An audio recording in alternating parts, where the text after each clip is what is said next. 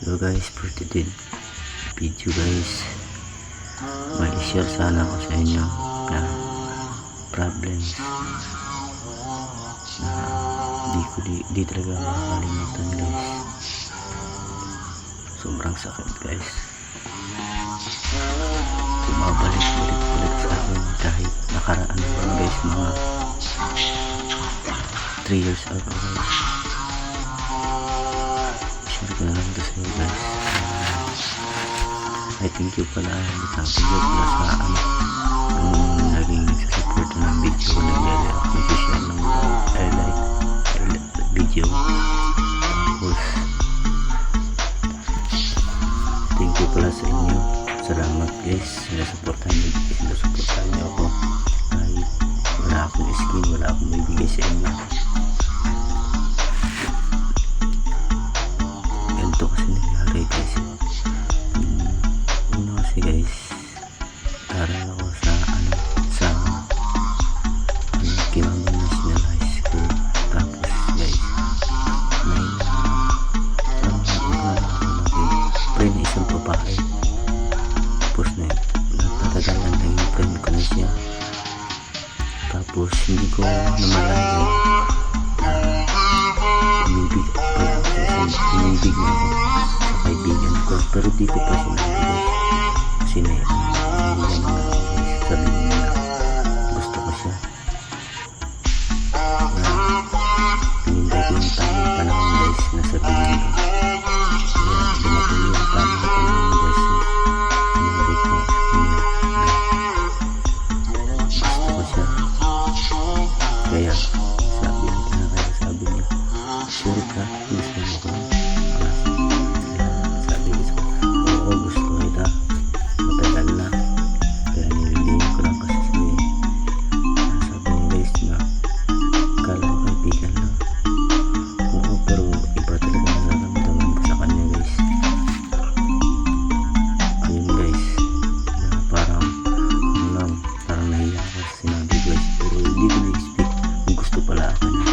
At sinabi niya sa akin guys, gusto rin kita matagal na. Kaya ayun guys, naliga ako sa kanya, niligawan ko siya. Yun na kami, nagsama kami, kumain kami sa labas, kami lang dalawa magkasama.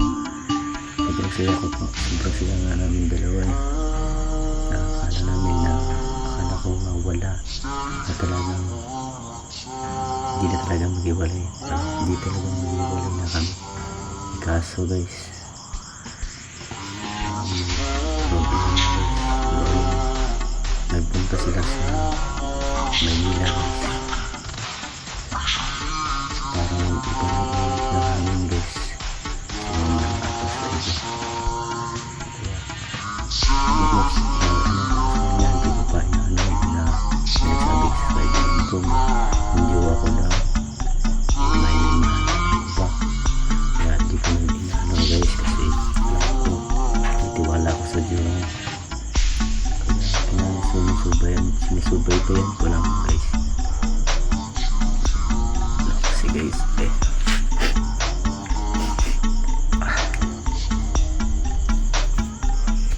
ayun guys, yun tinatawagan ko siya, sinasabihan ko siya na kumusta ka na ba?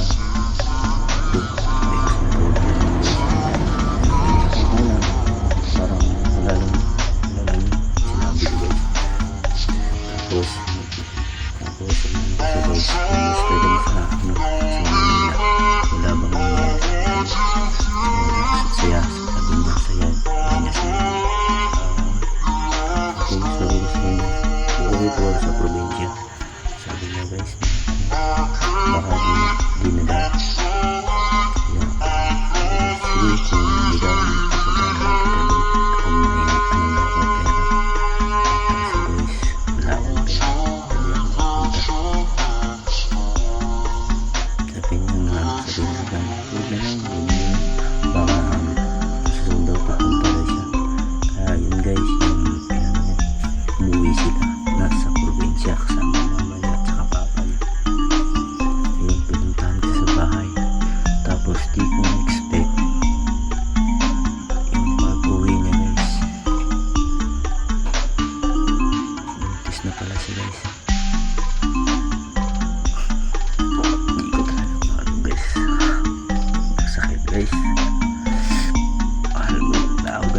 Tapos may mahal lang iba guys. Kaya ganyan guys, minahal ko pa rin siya kahit ganun guys. Pero parang wala na siyang gusto sa akin guys eh.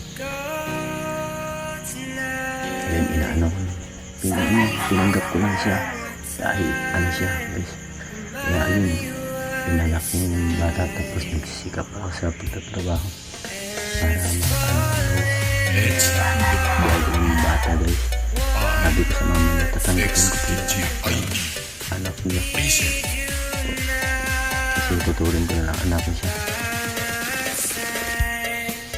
Kahit naloko ko yung anak ko, pinahal ko yung anak ko.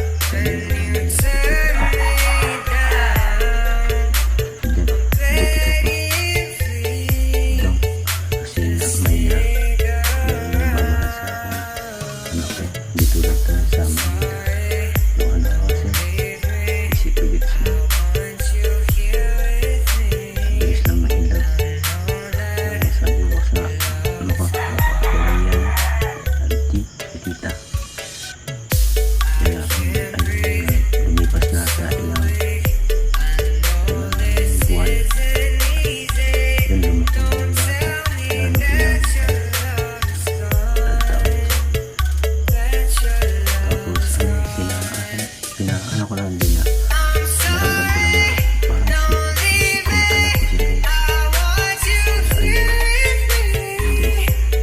lumaki na hanggang lumipas ng isang taon guys.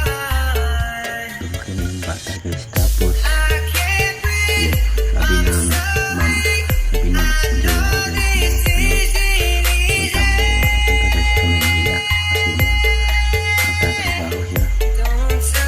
Kaya hindi sana ako papayag guys eh, kasi dito sa mga kapamilya baka hindi ka na bumalik